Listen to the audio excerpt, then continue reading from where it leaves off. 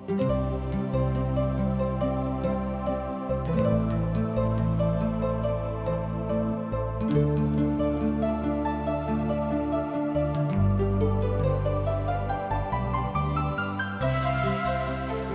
जिंदगी हमके एक के बार मिलेला। जिंदगी बहुते अनमोल हवे। अगर ए जिंदगी के जैसन जिए के चाही वैसे ही नहीं जियत तो जिंदगी नीरस हो जाई। यही खातिर TWR इंडिया जिंदगी के राह कार्यक्रम प्रस्तुत करता कि आपके परमेश्वर के रास्ता में आगे बढ़े में मदद कर सके और आप सब मस्त जिंदगी जी सकें। कृपा करके देखी सुनी जना से परमेश्वर आपकी जिंदगी का रास्ता बतावे वाला ठहरस। ए अध्याय के शीर्षक है शामुएल के बुलाहट। हम देख रहल बानी कि परमेश्वर पिता अब याजक के द्वारा अपन कार्य नैखन करत, वरन उ याजक नबी द्वारा क्रियाशील हुई हैं। शामुएल प्रभु के सेवा करी हैं, पर उनकर पद नबी के हुई। परमेश्वर पिता राजा से प्रत्यक्ष रूप में ना बोली हैं, उ उनकरा से नबी द्वारा से बातचीत करी हैं। तो एकरा बारे में जानकारी खातिर हमरा संगे पढ़े, सुने, समझे, सोचे, विचारे खातिर अपन पवित्र शास्त्र बाइबल निकाल ली। अगर रुआ किने बाइबल नहीं खे तो रुआ कान पाठ लगा के सुनी, समझी और एकरा से आशीष पाई। और जौन कुछ नहीं खे बुझात तो हमरा किने लिखी। तब तक खातिर रुआ सुनी पहला शामुएल 3 अध्याय 1 पद में इस तरी से लिखल बा। अब बालक शामुएल एली के सामने परमेश्वर यहोवा के सेवा टहल करत रहन। ओ दिन में परमेश्वर यहोवा से वचन प्राप्त कईल दुर्लभ रहे और दर्शन कम मिलत रहे। प्रिय मित्र, परमेश्वर पिता खुद के प्रकट कईल बंद कर देले रहन, पर अब उ शामुएल द्वारा ई कार्य शुरू करी हैं। काहे कि शामुएल परमेश्वर के मन के लायक आदमी मिल गईल रहन। तो आई फिर पवित्र शास्त्र बाइबल से देखल जाओ तो रुआ हमरा संगे पहला शामुएल की किताब 3 अध्याय 2 पद से लेके 10 पद एह तरी से बखान कर रहल बा। और ऐसन भइल कि ओ दिन में एली के दृष्टि धुधुरावन पड़े लागल रहे और उ स्पष्ट ना देख सकत रहन। तब एक दिन उ अपना जगह पर सूतल रहन और परमेश्वर यहोवा के दिया अबही तक ना बुझल रहे। और शामुएल परमेश्वर यहोवा के मंदिर में, जहाँ परमेश्वर यहोवा के बक्सा यानी कि संदूक राखल गईल रहे, वहाँ सूतल रहन। तब परमेश्वर यहोवा शामुएल के पुकारले और उ कहले, का आज्ञा बा, का हुकुम बा? तब उ दौड़ के एली की निगुलन और कहलन, का आज्ञा बा, तू हमरा के काहे पुकारला? उ जवाब दिहलन, हम ना पुकारनी हा, फिर जाके सुत जा। ऐसे उ जाके सुत गइलन। पर परमेश्वर यहोवा शामुएल के फिर पुकारले, शामुएल, ए शामुएल, उठा। उ एली किने जाके कहलन, का हुकुम बा, तू हमरा के पुकारला? पर एली शाऊल के जवाब दिहलन, हमार बेटा, हम ना पुकारनी हा, जाके सुत जा।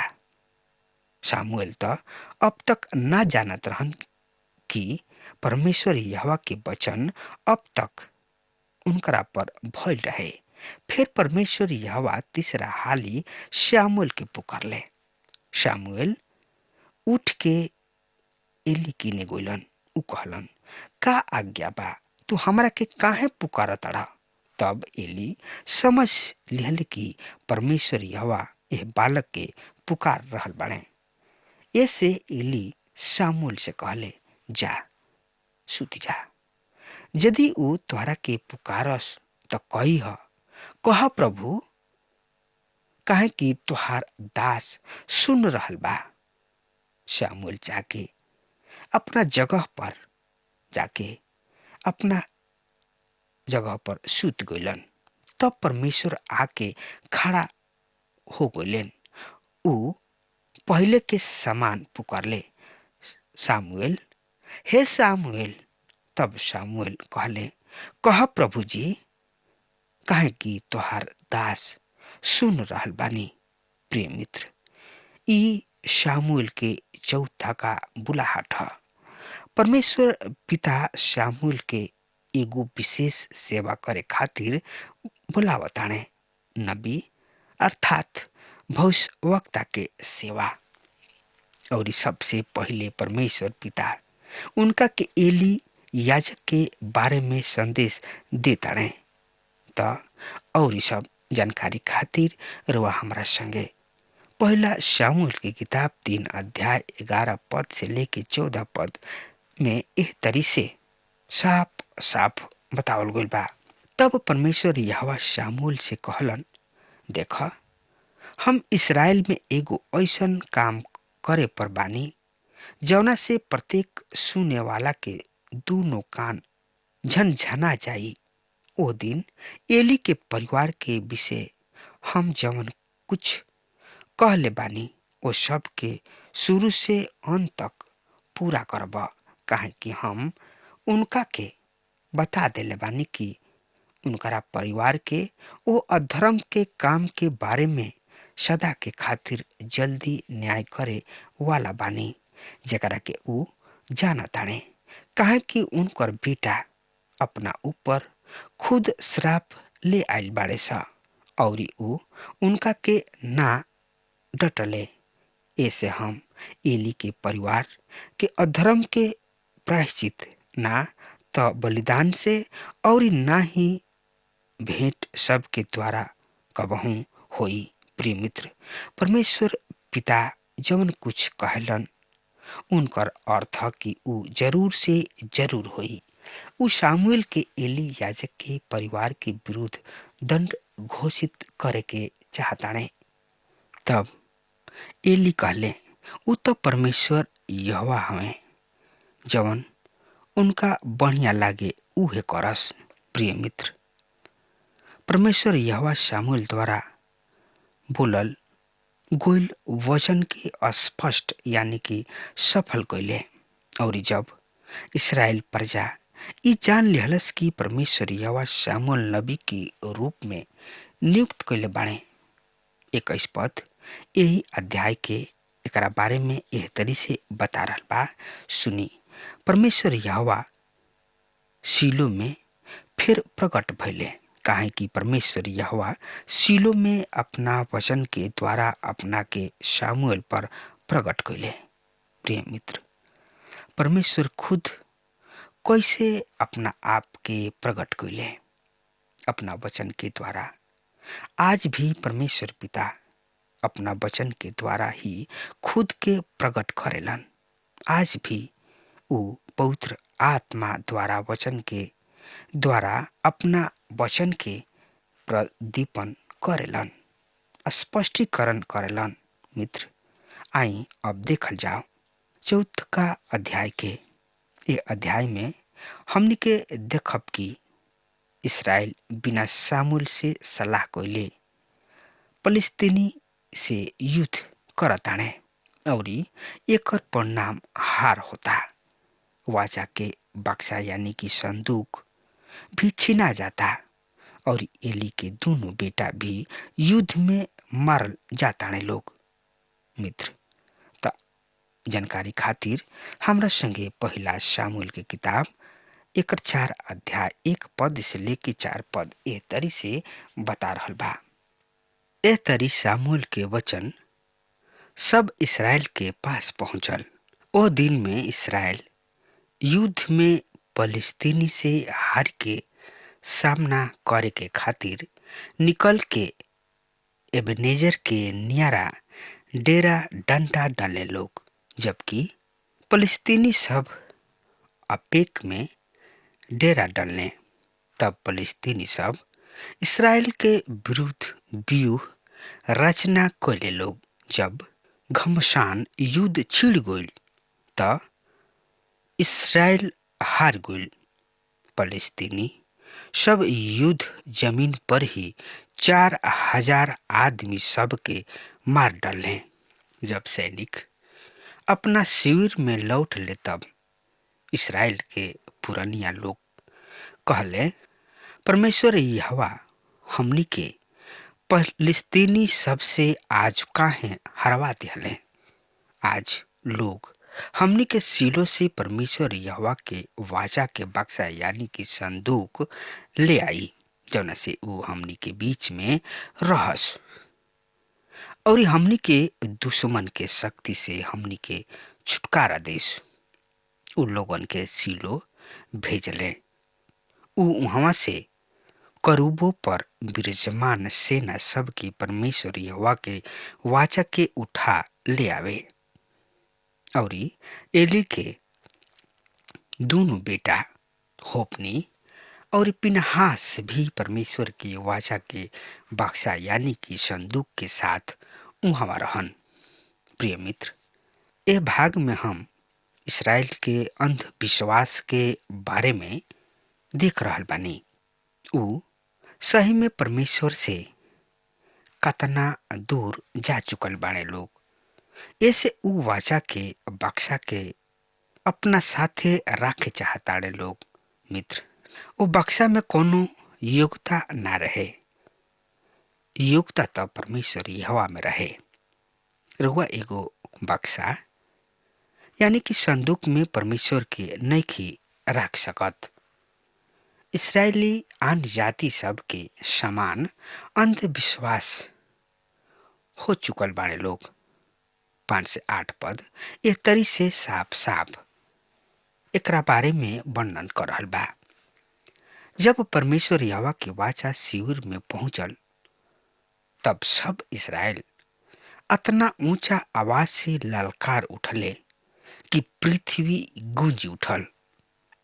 जब फलस्तीनी सब ललकार के आवाज के सुने ले लोग तो वह लोग कहले लोग, इब्री सबके शिविर में यह ललकार के का कारण बा। तब उन्हें लोग समझ गए लोग कि परमेश्वर यहोवा के बक्सा शिविर में आ गइल बा। फलस्तीनी ऐसे भयभीत हो गए काहे कि उन्हें लोग कहले परमेश्वर शिविर में आ गइल बाणे। फिर उन्हें लोग कहले हमारा पढ़ाए काहे कि यही बात पहले कबहू नइखी भइल।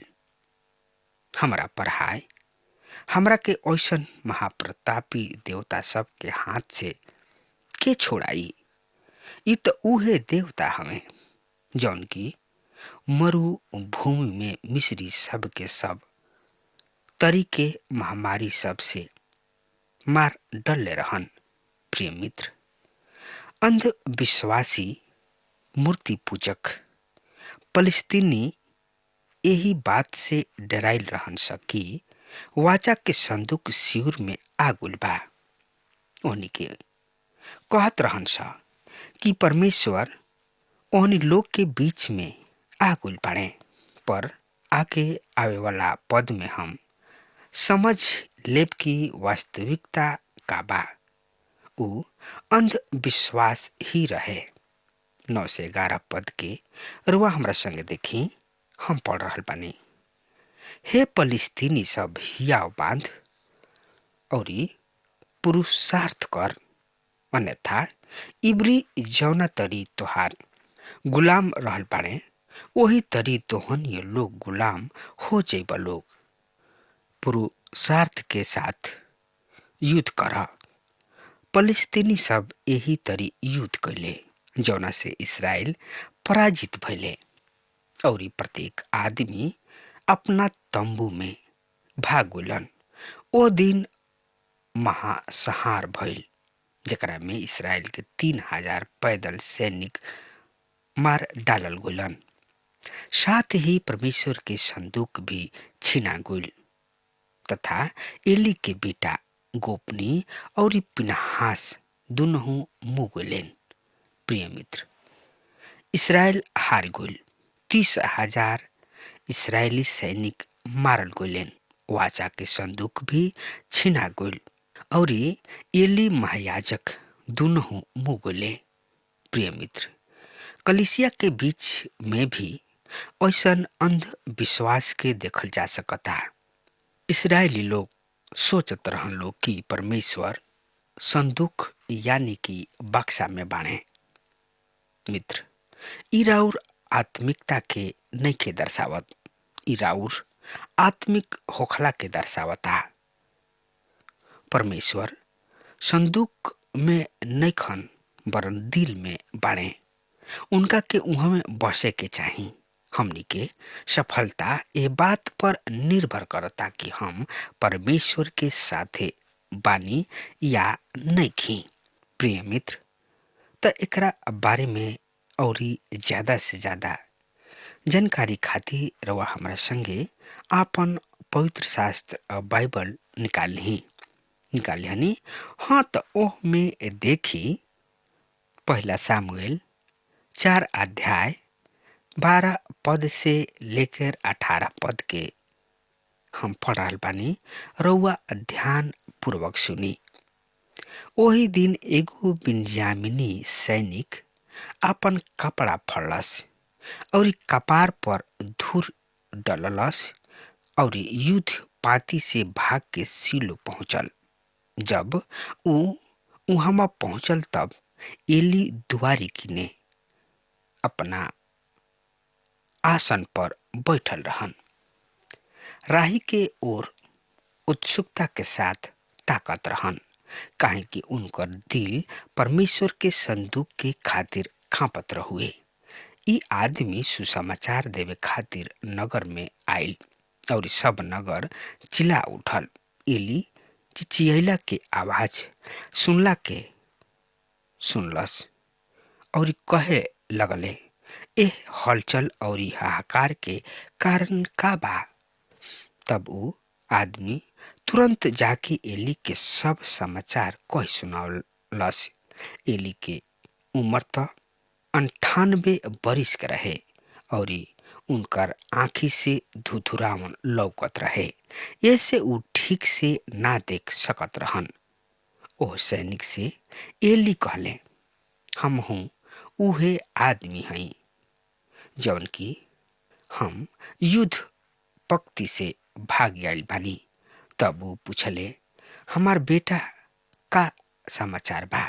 समाचार ले आवे वाला जवाब दिहलन, इस्राएल फलस्तीनी सब के सामने से भाग गइल बाड़े लोग और गोपनी और पिनहास तोहार दोनों बेटा मारल गइले। तब परमेश्वर के बक्सा यानी कि संदूक छीन लिहल गइल।